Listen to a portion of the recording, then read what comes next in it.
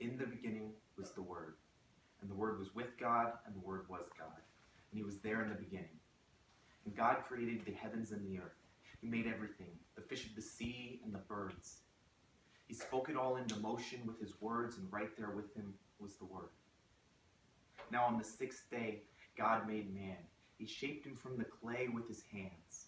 So in God's image, man was made, and he breathed his breath of life into the clay. God created woman as man's companion, and they dwelled together in the garden. They walked in the cool of the day with God. This world in perfection had started. And then, sin. The devil offered Eve the forbidden fruit, and she bit in. She took the fruit to Adam and gave it to him. He ate it as well, and he realized his nakedness. Lucifer lied and told them they'd have equality with God, but instead they experienced the shame of their wrong. The perfection on this earth was suddenly gone, and God was just, so he punished them for their flaw. And so death entered into this world because of sin. This void between man and God sent us into a tailspin. The wrong that we do opposed God's perfection, and nothing we do could remake that connection. Nothing we do could remake that connection. But God had a plan to use the Word. But to understand, you need to know a few things first. He put a plan into motion that would take thousands of years. He'd set apart a people to deliver. It started with the faith of Abraham, and the Word was this nation's pillar. In Egypt, his people became slaves, so the Lord through Moses miraculously made a way. He freed them and put a system into place, 10 commandments to show them the way.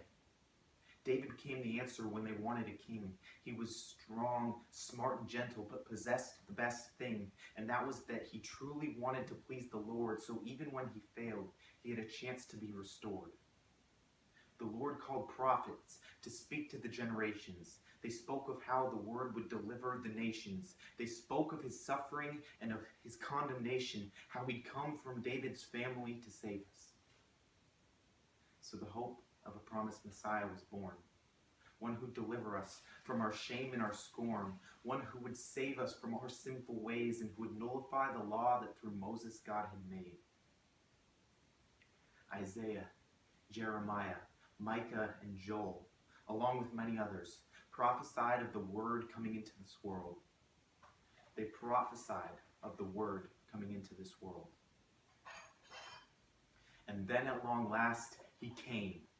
But he was born of a virgin, a helpless babe. Surely this can't be the one who saves. But it was, just as the angels proclaimed. As a man, he taught this world of his love. He cast out demons, healed the sick, and pointed us back above. He fed 5,000, turned water to wine, and forgave us. And enough other things to fill the earth with scrolls of the works he had done.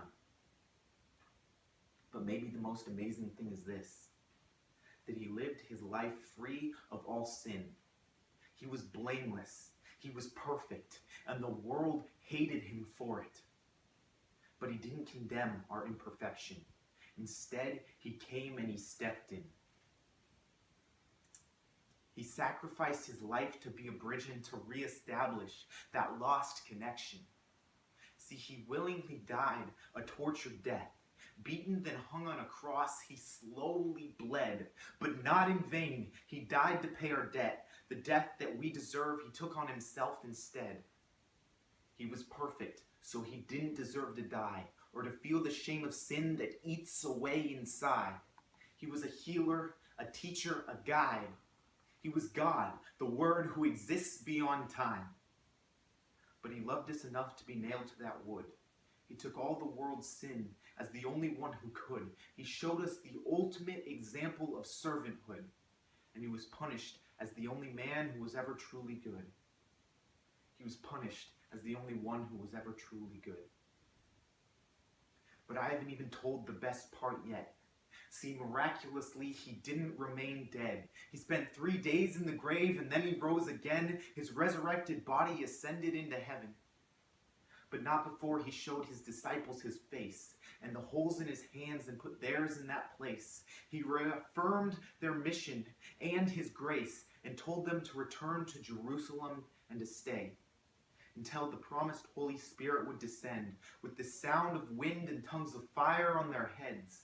And they would begin to speak in other languages, speaking of all the miraculous things that Jesus did.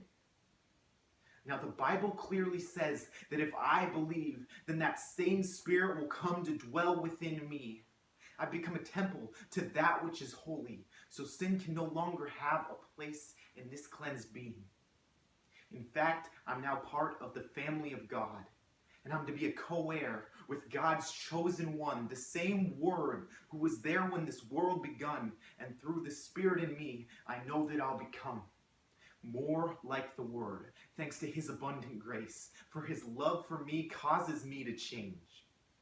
And I know that I can't remain the same when He's done so much for me and I have a debt I can't repay. So I'll do the one thing He's asked and go and tell others of the good news of the Word which I have discovered.